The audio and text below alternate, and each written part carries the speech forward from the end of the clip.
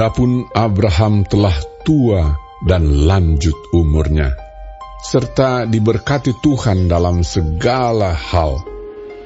Berkatalah Abraham kepada hambanya yang paling tua dalam rumahnya, yang menjadi kuasa atas segala kepunyaannya, katanya, "Baiklah, letakkan tanganmu di bawah pangkal pahaku, supaya aku mengambil sumpahmu demi Tuhan, Allah yang empunya langit dan yang empunya bumi, bahwa engkau tidak akan mengambil untuk anakku seorang istri dari antara perempuan Kanaan yang di antaranya aku diam.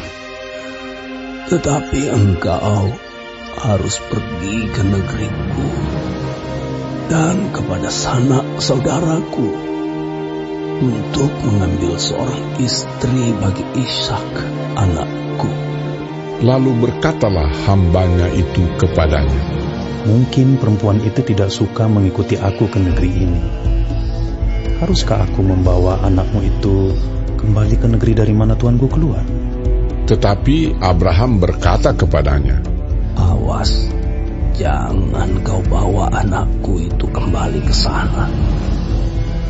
Tuhan, Allah yang empunya langit, yang telah memanggil aku dari rumah ayahku serta dari negeri sanak saudaraku, dan yang telah berfirman kepadaku serta yang bersumpah kepadaku demikian, kepada keturunanmu lah akan kuberikan negeri ini.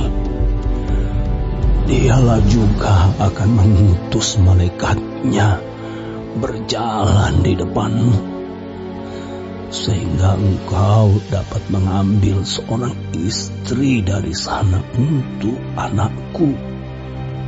Tetapi jika perempuan itu tidak mau mengikuti engkau, maka lepaslah engkau dari sumpahmu kepadaku ini. Hanya saja janganlah anakku itu kau bawa kembali ke sana." Lalu hamba itu meletakkan tangannya di bawah pangkal paha Abraham, tuannya, dan bersumpah kepadanya tentang hal itu. Kemudian hamba itu mengambil 10 ekor dari unta tuannya dan pergi dengan membawa berbagai-bagai barang berharga kepunyaan tuannya. Demikianlah ia berangkat menuju Aram, Mesopotamia, ke kota Nahor. Di sana disuruhnyalah unta itu berhenti di luar kota dekat suatu sumur pada waktu petang hari, waktu perempuan-perempuan keluar untuk menimba air. Lalu berkatalah ia, "Tuhan, Allah Tuhanku Abraham, buatlah kiranya tercapai tujuanku pada hari ini. Tunjukkanlah kasih setiamu kepada Tuanku Abraham. Di sini aku berdiri di dekat mata air, dan anak-anak perempuan penduduk kota ini datang keluar untuk menimba air. Kiranya terjadilah begini, anak gadis, kepada siapa aku berkata, 'Tolong miringkan buyungmu itu, supaya aku minum,' dan yang menjawab, 'Minumlah, dan unta-untamu juga akan kuberi minum.' Dialah kiranya yang kau tentukan bagi hambamu Ishak. Maka dengan begitu akan ku ketahui bahwa engkau telah menunjukkan kasih setiamu kepada tuanku itu." Sebelum ia selesai berkata, maka datanglah Ribka yang lahir bagi Betuel, anak laki-laki Milka, istri Nahor, saudara Abraham. Buyungnya dibawanya di atas bahunya.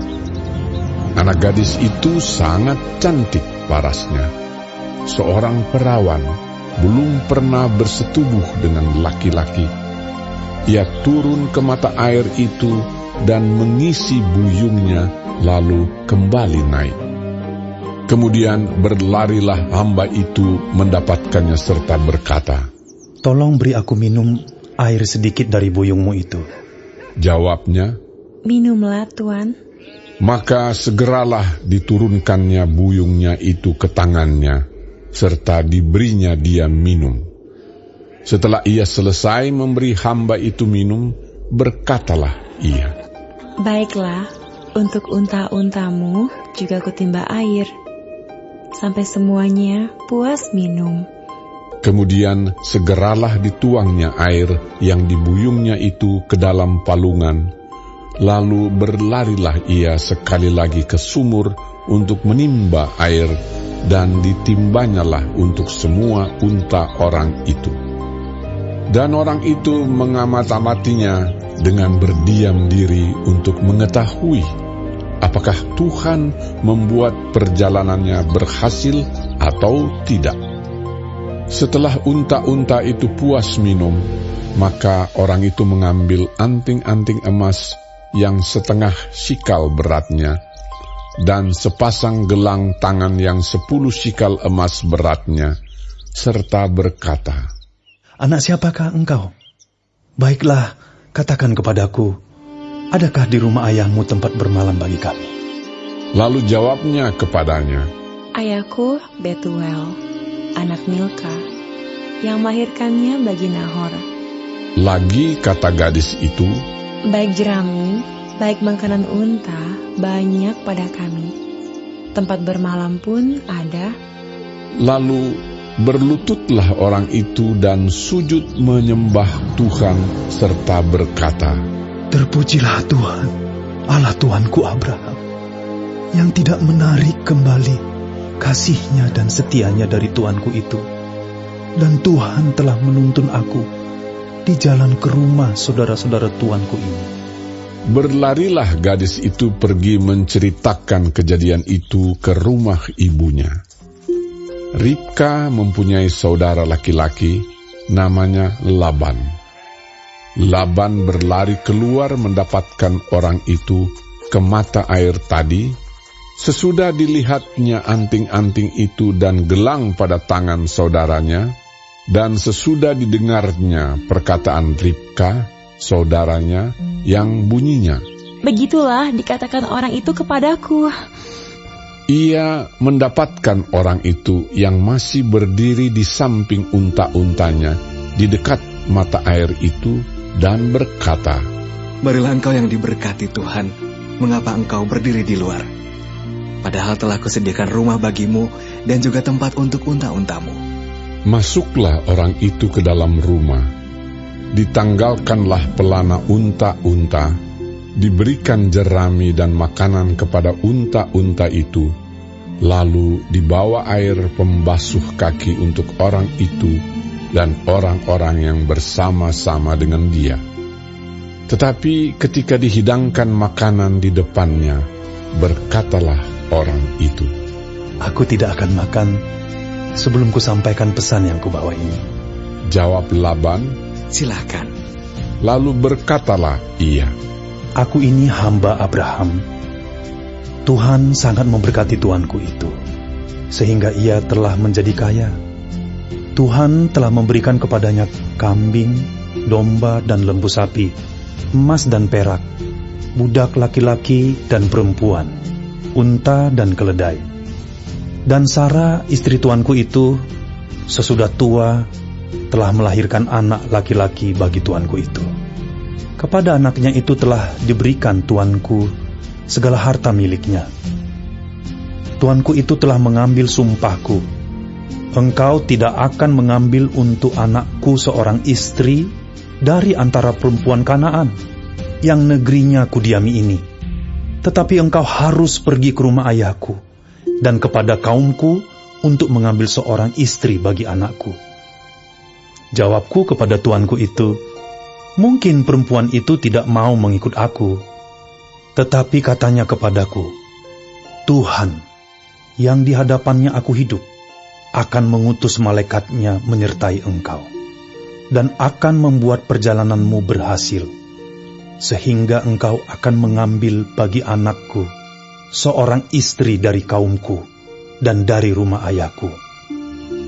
Barulah engkau lepas dari sumpahmu kepadaku.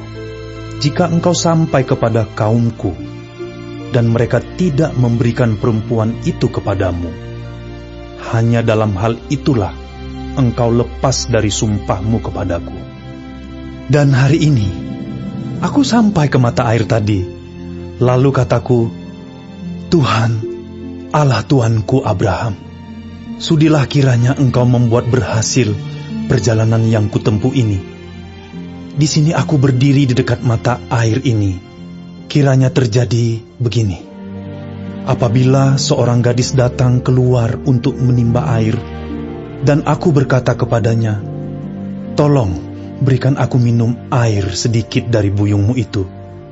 Dan ia menjawab, minumlah, dan untuk unta-untamu juga akan kutimba air.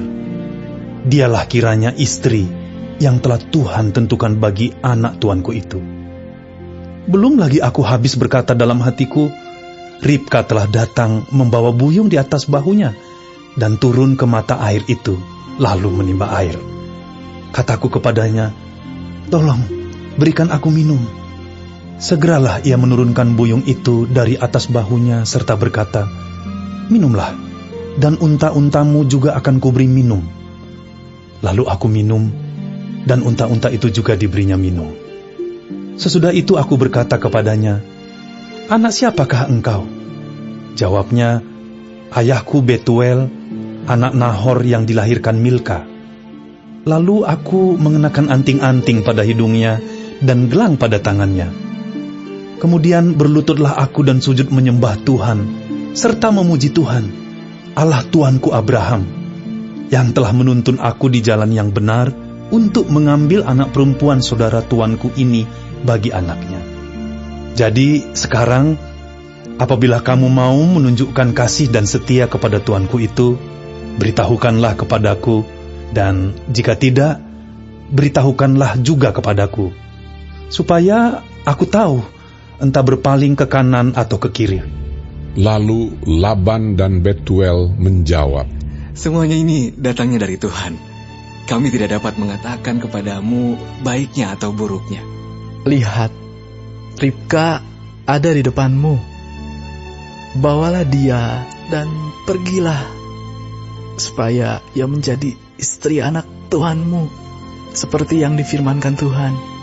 ketika hamba Abraham itu mendengar perkataan mereka, sujudlah ia sampai ke tanah menyembah Tuhan. Kemudian hamba itu mengeluarkan perhiasan emas dan perak serta pakaian kebesaran dan memberikan semua itu kepada Ribka. Juga kepada saudaranya dan kepada ibunya diberikannya pemberian yang indah-indah. Sesudah itu makan dan minumlah mereka, ia dan orang-orang yang bersama-sama dengan dia, dan mereka bermalam di situ. Paginya sesudah mereka bangun, berkatalah hamba itu, "Lepaslah aku pulang kepada tuanku." Tetapi saudara Ribka berkata, serta ibunya juga, "Biarkanlah anak gadis itu tinggal pada kami barang 10 hari lagi. Kemudian bolehlah engkau pergi." Tetapi jawabnya kepada mereka, "Janganlah tahan aku, sedang Tuhan telah membuat perjalananku berhasil. Lepaslah aku, supaya aku pulang kepada tuanku." Kata mereka, "Baiklah, kita panggil anak gadis itu dan menanyakan kepadanya sendiri." Lalu mereka memanggil Ribka dan berkata kepadanya, "Maukah engkau pergi beserta orang ini?" Jawabnya, "Mau." Maka Ribka, saudara mereka itu, dan inang pengasuhnya beserta hamba Abraham dan orang-orangnya dibiarkan mereka pergi. Dan mereka memberkati Ribka. Kata mereka kepadanya, "Saudara kami, moga-moga engkau menjadi beribu-ribu laksa, dan moga-moga keturunanmu menduduki kota-kota musuhnya." Lalu berkemaslah Ribka beserta hamba-hambanya perempuan, dan mereka naik unta mengikuti orang itu. Demikianlah hamba itu membawa Ribka lalu berjalan pulang. Adapun Ishak telah datang dari arah sumur Lahai Roi. Ia tinggal di tanah Negeb. Menjelang senja, Ishak sedang keluar untuk berjalan-jalan di padang. Ia melayangkan pandangnya, maka dilihatnyalah ada unta-unta datang. Ribka juga melayangkan pandangnya, dan ketika dilihatnya Ishak, turunlah ia dari untanya. Katanya kepada hamba itu, "Siapakah laki-laki itu yang berjalan di padang ke arah kita?" Jawab hamba itu, "Dialah tuanku itu." Lalu Ribka mengambil telekungnya dan bertelekunglah ia. Kemudian hamba itu menceritakan kepada Ishak segala yang dilakukannya. Lalu Ishak membawa Ribka ke dalam kemah Sarah, ibunya, dan mengambil dia menjadi istrinya. Ishak mencintainya, dan demikian ia dihiburkan setelah ibunya meninggal.